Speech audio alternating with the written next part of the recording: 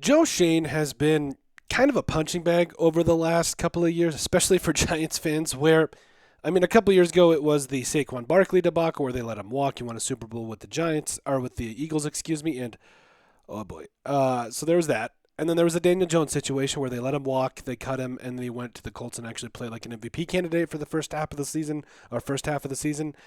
And then last year, things got fun, but also like way off the rails. Like you had Jaxson Dart and you had Cam Scatterboo, and honestly, like the Giants overall had a very good you know team in terms of, like, if you just look at the draft classes. I mean, they've had a lot of good things, but overall, you look at everything they've had over the last couple of years, and it's just kind of like, okay, well, they've got pieces. They just need the right head coach. Well, with all the things that they've done, I'm actually kind of excited about what this could mean because, like we touched on, Abdul I think is still going to be a stud.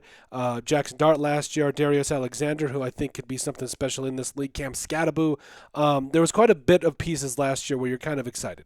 That being said, then fast forward to 2026, where you bring in John Harbaugh, and honestly, you make a lot of solid moves that I would argue probably save his job. This draft class looks like it could be something pretty legit, like we touched on. I do think that the addition of Arvell Reese to this defense makes it substantially better already. But then you talk about Francis Moega coming up out of Miami as a tackle guard guy that's going to help protect a guy like Jaxson Dart. Colton Hood was a first-round corner that dropped to him at 37. And then you bring in Malachi Fields, where that is exactly what we needed to complement a guy like Malik Neighbors. And so you talk about also the identity found. Like, as much as jokes as you want to make, Jaxson Dart and Cam Scatterboo are hilarious, and they're just good dudes, and they're just something you can sell, especially in New York.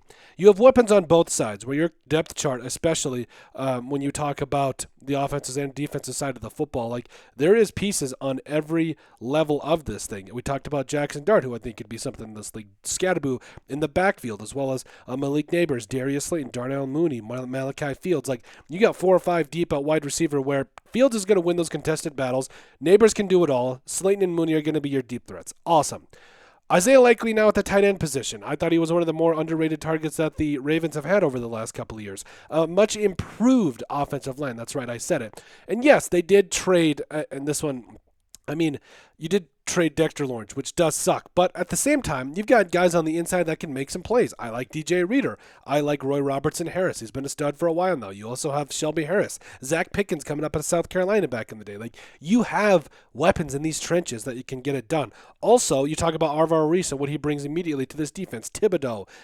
Also, I love me some Javon Holland. I thought he was a big pickup. You talk about, Deontay Banks and Colton Hood, and like, just top to bottom, you do have a lot of talent on this team. So you have your identity, you have weapons found on both sides, and you have a quality head coach in a guy like Harbaugh, where, again, we saw what let's be real. Like, we saw what this team had over the last couple of years. It just didn't have the right head coach.